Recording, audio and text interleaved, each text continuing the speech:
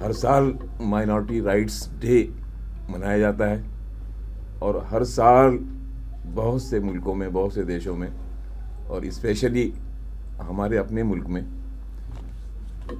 ہزاروں مائنورٹی کے لوگوں کا قتل ہوتا ہے، ان کی عزتیں لوٹی جاتی ہیں، ان کے گھر جلائے جاتے ہیں، اور اتیاچار کی جو اور شکلیں ہو سکتی ہیں، نئی نئی شکلیں ایجاد کرتے ہیں. آپ نے بتایا ماب لنچنگ پہلے نہیں ہوتی تھی، یہ نئی ایجاد ہے ہمارے دیش میں ماب لنچنگ کی. تو ایک طرف یونو کا مائنورٹی رائٹس ڈے ہے، اور دوسری طرف رائٹس کا خون کرنے کے سلسلے میں ہم لوگ شاید دنیا کے اور دیشوں کے مقابلے میں سب سے آگے ہوں گے. قاتل، ہمارے ایک دوست کا شعر ہے، قاتل اس شہر میں پھرتا رہے شمشیر بکف. قاتل اس شہر میں پھرتا رہے شمشیر بکف، اور گنہگار نہ کہلائے یہ قصہ کیا ہے. ظالم اتیاچاری تلوار لیے گھوم رہے ہیں، قتل کر رہے ہیں، خون کر رہے ہیں، اور دلچسپ بات یہ ہے کہ وہ گنہگار بھی نہیں کہلاتے ہیں. اور گنہگار اگر بالفرض کہلاتے بھی، کبھی کہلائے بھی گئے، تو پھر جیلوں کے مالک ان کے اپنے دوست ہیں. جوڈیشری کے بہت سے لوگ ان کے ساتھ نرمی کا معاملہ کرتے ہیں، اور جنہیں جیلوں میں ہونا چاہیے وہ لوگ علالان گھومتے ہیں سماج میں. ابھی کرنٹ واقعہ آپ سب کو معلوم ہے کہ 1972 میں گجرات میں مسلمانوں کا قتل عام ہوا. ہم سب نے دیکھا. میں نے تو بہت گلی گلی کوچے کوچے گھوم کے احمد آباد میں اور جگہوں پر قتل عام کے منظر دیکھے، جو لوگ قتل ہونے سے کس طرح بچ گئے تھے، ان کے زخموں کو دیکھا. آج بھی وہ تصویر میرے ذہن میں ہے احمد آباد کی. بلقیس بانو کی تصویر اس زمانے کی میرے ذہن میں ہے.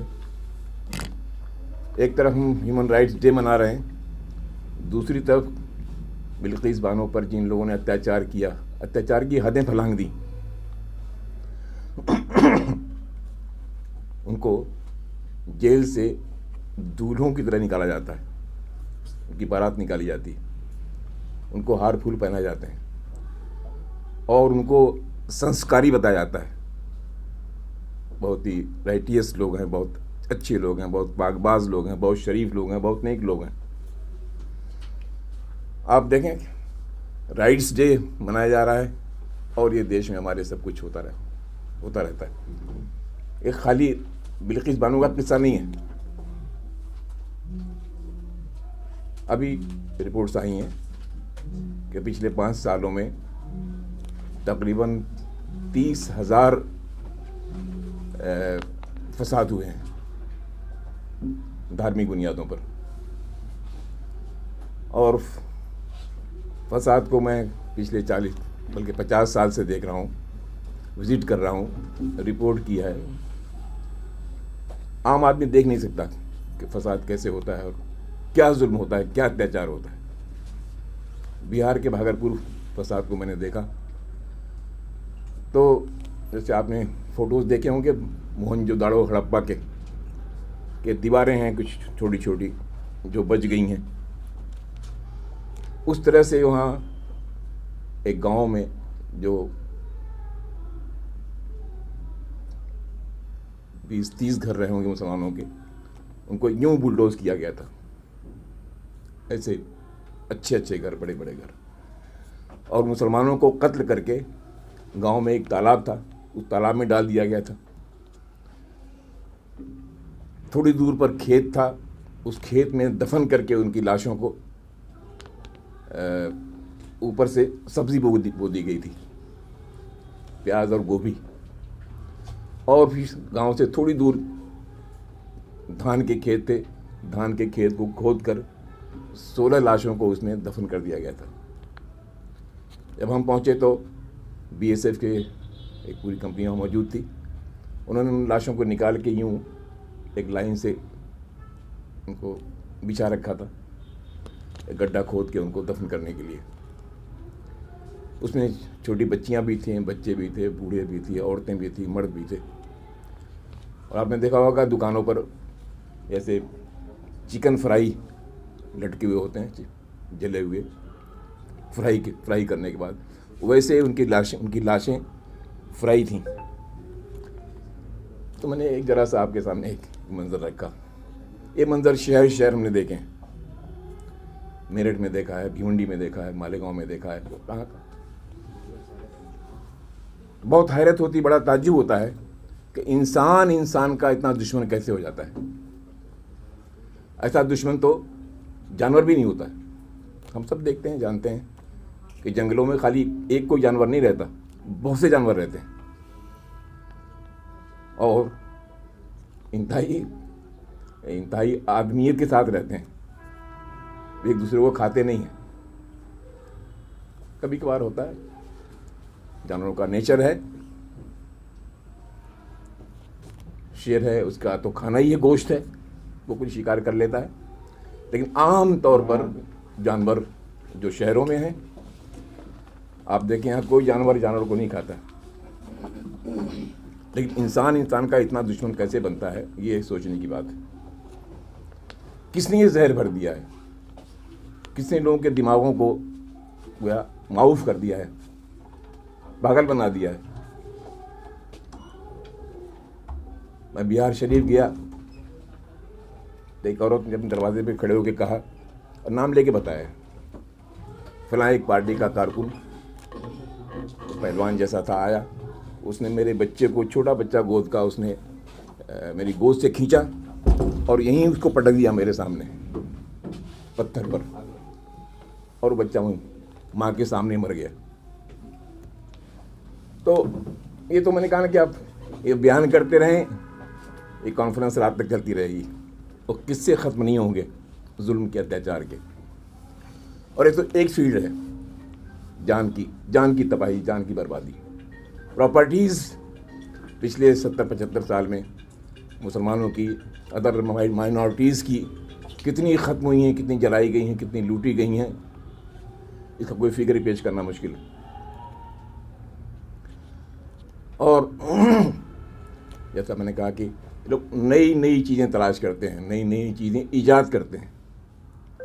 پچھلے 1000 سال میں کسی مدرسے کو, کسی ایجوکیشنل انسٹیٹیوشن کو بلڈوز نہیں کیا گیا ہوگا.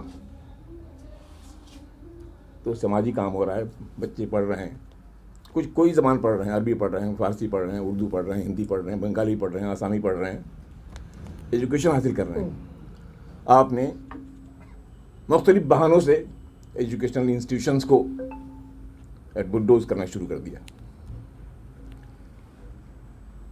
معلوم ہے کہ فلاں کا گھر ہے, یہ بغیر کسی نوٹس کے, بغیر کسی قانونی کارروائی کے اس کو بلڈوز کرنا شروع کر دیا. نئی ایجادیں ہیں,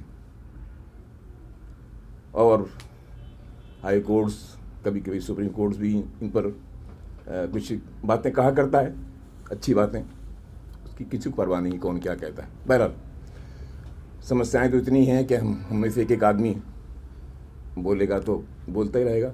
اتنی سمسیائیں مائنورٹیز کی خاص طور پر. ایک بات ہم اور کہتے ہیں کہ ایسا نہیں ہے کہ جو لوگ ظلم کرتے ہیں, جو اتیاچار کرتے ہیں, وہ بہت سکون سے ہیں. یہ سائیکولوجیکل پوائنٹ ہے. آپ کسی کو قتل کر کے آئیں گے تو رات بھر سو نہیں سکتے آپ. لیکن یہ کیسے لوگ ہیں, یہ قتل کرنے والے ہو, خون کرنے والے. باتیں بہت سی کہنے کی ہیں. یہ ایسا نہیں ہوتا, اس کے لیے پریکٹس کروائی جاتی ہے. سال میں ایک دن آپ کو معلوم ہے ہتھیاروں کی پریکٹس ہتھیاروں کی نمائش ہوتی ہے, ہتھیاروں کی پوجا ہوتی ہے. میں نے RTI کے ذریعے تمام اسٹیٹ گورنمنٹ سے معلوم کیا کہ آپ کے اسٹیٹ میں کتنے انآتھرائز ہتھیاروں کے اڈے ہیں. کہنے کے لیے سب نے کہا ہمارے یہاں کوئی نہیں, ہمارے یہاں کوئی نہیں, ہمارے یہاں کوئی نہیں. انآتھرائز ہتھیاروں کے کوئی اڈے نہیں.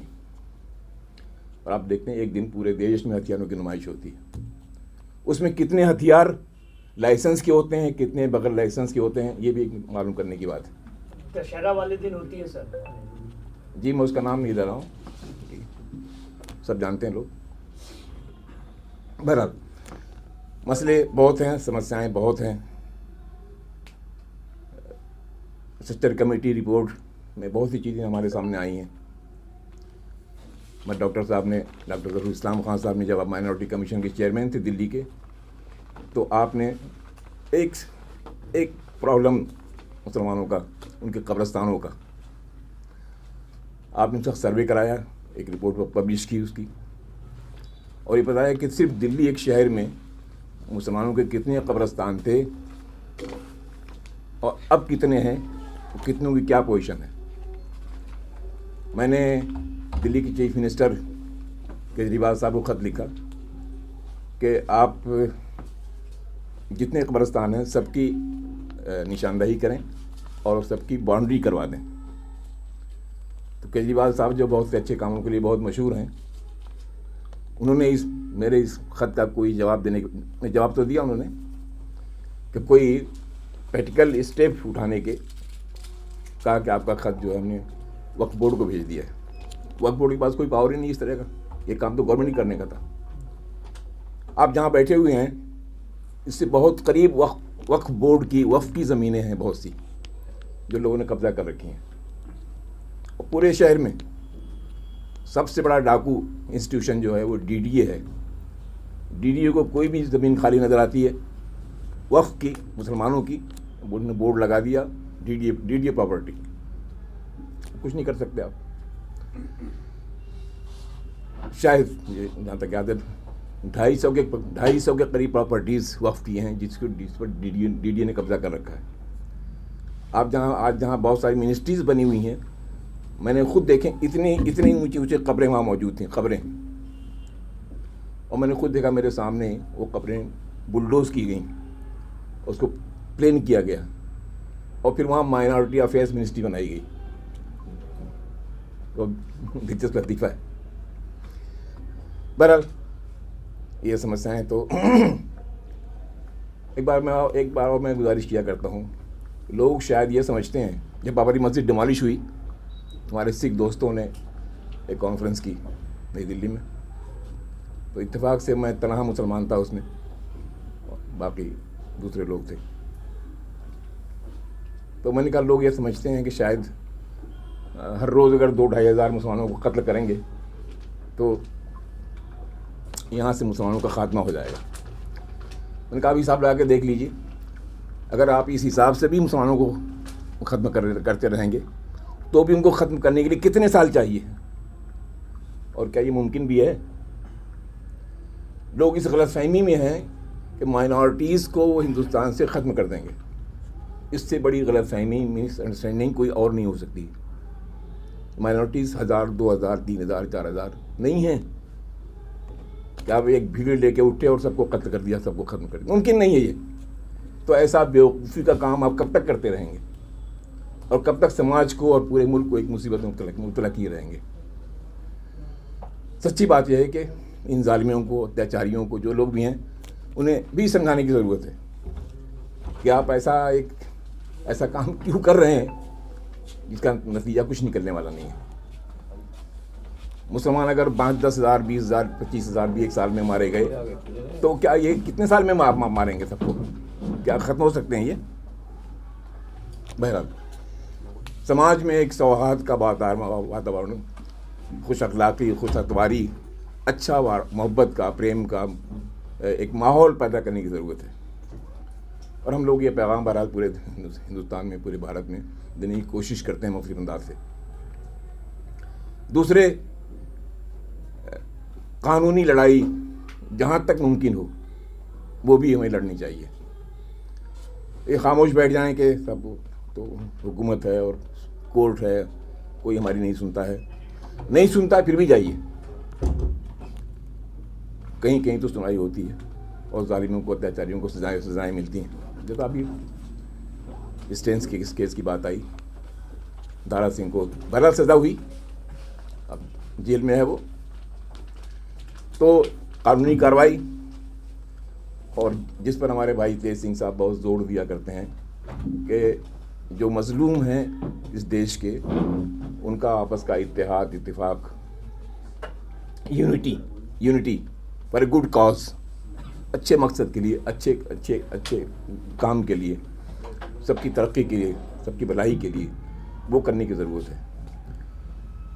اور وہ بات تو سب جانتے ہیں کہ پولیٹیکل امپاورمنٹ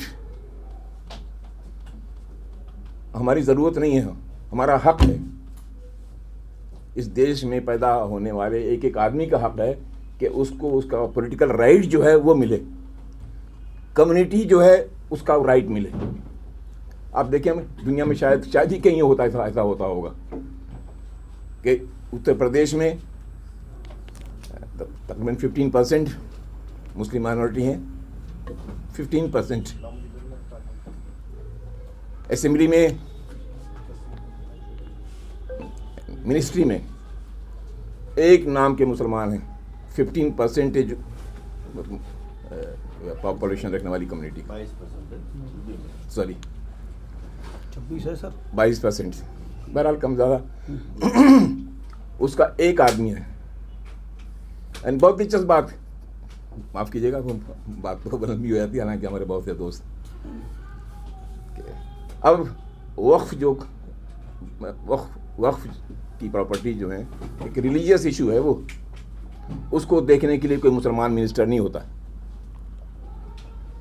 سینٹرل گورنمنٹ میں اب وقف ڈپارٹمنٹ دیکھنے کے لیے، حج کے افیئرز دیکھنے کے لیے اب کوئی مسلمان نہیں ہے منسٹر. اب کیا سمجھیں گے؟ ایک کمیونٹی کا خاص ایشو ہے، خاص مسئلہ ہے، آپ کو اتنی معلومات نہیں ہے جو ایک مسلمان کو ہو سکتی ہے اس سلسلے میں. ایک کرسچن کا ایشو ہے، ایک سکھ کا ایشو ہے.